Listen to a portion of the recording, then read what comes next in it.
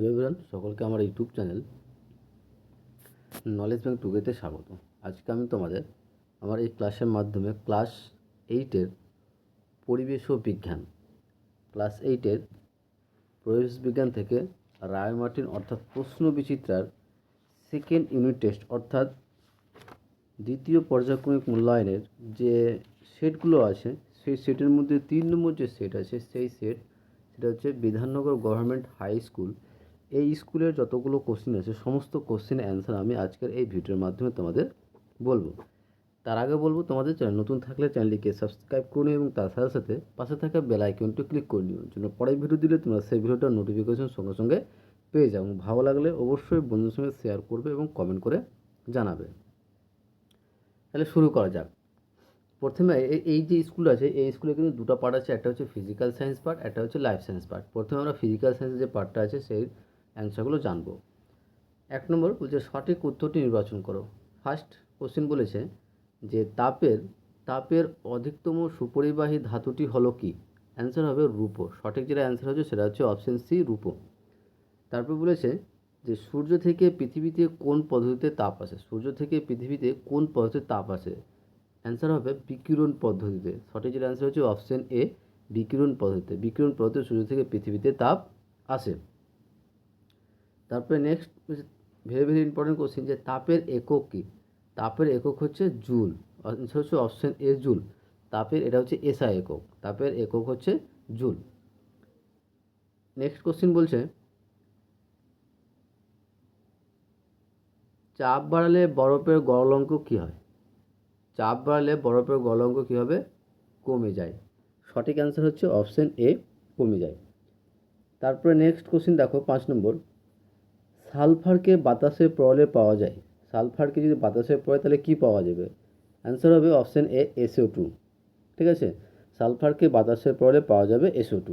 Next যে J10CU2 plus arrow J10 2 plus plus Cu এই বিক্রিয়াটিতে কোনটি জারক দ্রব্য?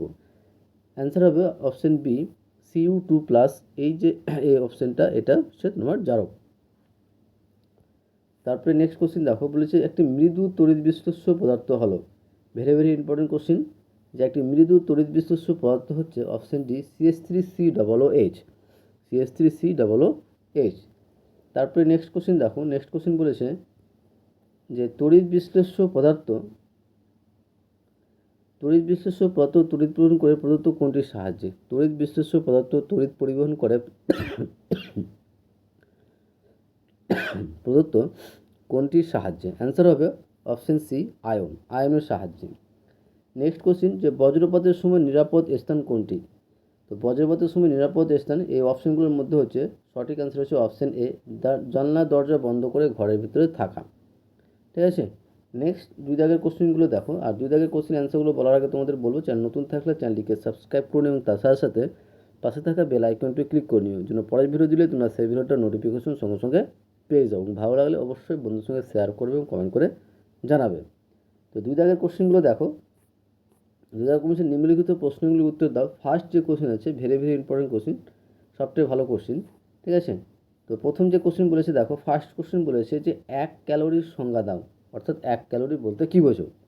অ্যান্সার হবে যে 1 গ্রাম বিশুদ্ধ জলের উষ্ণতা 14.5 ডিগ্রি থেকে বাড়িয়ে 15.5 ডিগ্রি করতে যে পরিমাণ তাপের প্রয়োজন হয় তাকে 1 ক্যালোরি বলে। অর্থাৎ যে 1 গ্রাম ডিগ্রি সেলসিয়াস বৃদ্ধি করতে যে পরিমাণ তাপের প্রয়োজন হয় তাকে 1 ক্যালোরি বলে। নেক্সট কোশ্চেন 2 নম্বর, যে বরফের গলনাঙ্কের লিনতাপ কত? ভেরি ভেরি ইম্পর্টেন্ট কোশ্চেন, এটা স্টার মার্ক দিয়ে রাখো। যে বরফ গলনের লিনতাপ কত? সঠিক অ্যান্সার হবে 80 ক্যালোরি পার গ্রাম। বরফ গলনের লিনতাপ হচ্ছে 80 ক্যালোরি পার গ্রাম। 3 নম্বর কোশ্চেন দেখো, 3 নম্বর কোশ্চেন বলেছে জলের সঙ্গে ক্যালসিয়ামের বিক্রিয়া লেখো। তো জলের সঙ্গে ক্যালসিয়াম বিক্রিয়ায় কী উৎপন্ন হয় বলো তো? যে ক্যালসিয়াম যদি জলের সাথে বিক্রিয়া করে তাহলে ক্যালসিয়াম হাইড্রোক্সাইড এবং হাইড্রোজেন গ্যাস উৎপন্ন হয়। ক্যালসিয়াম হাইড্রোক্সাইড এবং হাইড্রোজেন গ্যাস উৎপন্ন হয়। বিক্রিয়াটা হবে এরকম। ঠিক আছে, এরকম এখানে একবার লিখে দিচ্ছি, কী বলো তো, Ca প্লাস 2H2O তেরো, Ca ব্র্যাকেটের মধ্যে OH নিচে 2 প্লাস H2 আর একটা তীরচিহ্ন দিয়ে দিবে এখানে। ঠিক আছে, এটা হচ্ছে তোমার যে জলের সঙ্গে ক্যালসিয়াম যে বিক্রিয়া পায় সেটা হচ্ছে এটা।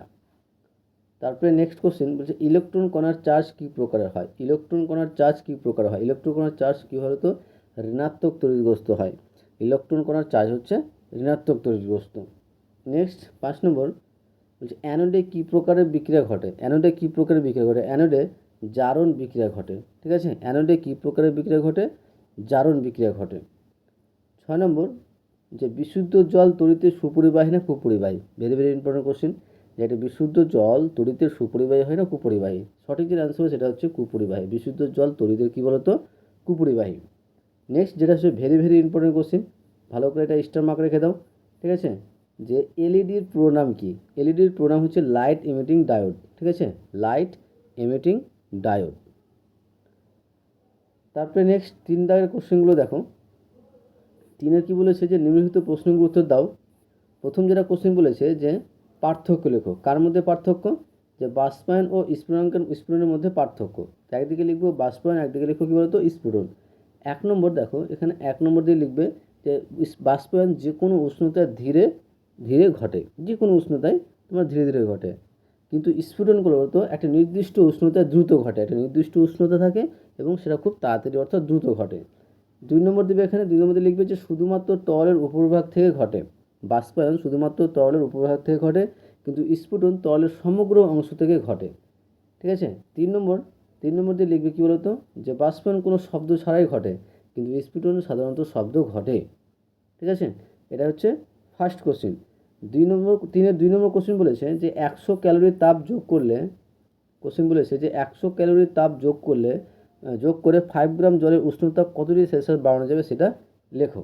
ঠিক আছে, তো এই অঙ্কটা কীভাবে করবে দেখো, এখানে নিচে করেছি। এই যে এখানে কী কী দেওয়া আছে? এখানে দেওয়া আছে তাপ অর্থাৎ H সমান হচ্ছে 100 ক্যালোরি, ভর M সমান হচ্ছে 5 গ্রাম, এবং জলের আপেক্ষিক তাপ S ইজিক্যাল কী বলতো 1 ক্যালোরি পার গ্রাম। ঠিক আছে, তাহলে আমরা কি জানি? আমরা জানি যে তোমার তাপ সমান হচ্ছে কী বলতো? ভর ইন্টু জলের আপেক্ষিক তাপ ইন্টু উষ্ণতার পরিবর্তন। তো এখানে মানগুলো দেওয়া আছে, বসাবো। যে H এর মান 100 ইজিক্যাল টু M মানে 5 ইন্টু S মানে 1 ইন্টু T মানে T এর মান বের করতে হবে আমাকে। তাহলে T ইজিক্যাল টু কী হয়ে যাবে বলো তো? T ইজিক্যাল টু 100/5, কাটাকাটি করলে 5 × 100 সমান কত? 20। তাহলে জলের উষ্ণতা কী বলো তো 20 ডিগ্রি সেলসিয়াস উষ্ণতা বাড়ানো যাবে। ঠিক আছে, এই গেল 3 দাগের কোশ্চেন। 4 দাগের কোশ্চেন দেখো।